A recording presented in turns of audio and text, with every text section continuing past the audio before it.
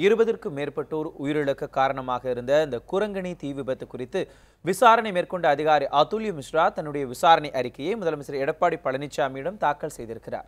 இது குறித்த கூடுதல் விவரங்களோடு நம்முடைய செய்தியாளர் விக்னேஷ் இணைந்திருக்கிறார். விக்னேஷ், இந்த குரங்கணி தீ விபத்து தொடர்பாக விசாரணை அறிக்கை தாக்கல் செய்யப்பட்டிருக்கிறது. இந்த விசாரணை அறிக்கையில என்னென்ன மிக முக்கியமான அம்சங்கள்லாம் இடம்பெற்றிருக்கிறது, என்னென்ன குறிப்பிடப்பட்டிருக்கு?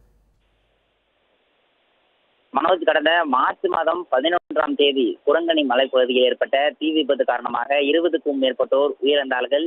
இந்த விசாரணை நடத்துவதற்காக IAS அதிகாரி அதுல்ய மிஸ்ரா நியமிக்கப்பட்டு அவரும் சம்பவ இடத்திற்கும் அதற்கு காரணமாக இருக்கக்கூடியவர்களிடம் உள்ளிட்ட பல்வேறு தரப்பினரிடம் விசாரணை நடத்தப்பட்டதன் அடிப்படையில் 125 பக்கங்கள் கொண்ட புத்தக அறிக்கையை தற்போது தமிழக முதலமைச்சர் எடப்பாடி பழனிசாமியிடம் தாக்கல் செய்திருக்கிறார். அதன் அடிப்படையில் நேரடி கள ஆய்வுகள், பாதிக்கப்பட்டவர்களுடைய வாக்குமூலம், மலைப்பகுதி மக்கள் உள்ளிட்ட அனைவரிடமிருந்து பெறப்பட்ட அறிக்கையின் அடிப்படையில் தற்போது இந்த புத்தகமானது தயார் செய்யப்பட்டு தமிழக முதலமைச்சர் எடப்பாடி பழனிசாமியிடம் வழங்கப்பட்டிருக்கிறது.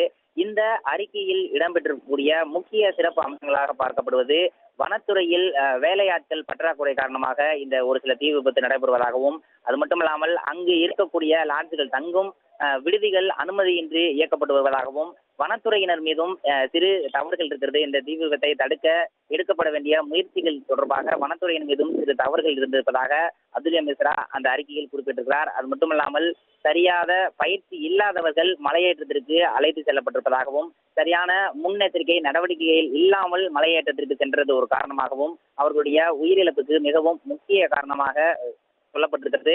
அது மட்டுமல்லாமல் விபத்து குறித்த அலாரம் அளிக்கக்கூடிய நடவடிக்கை எடுக்கப்பட வேண்டும்.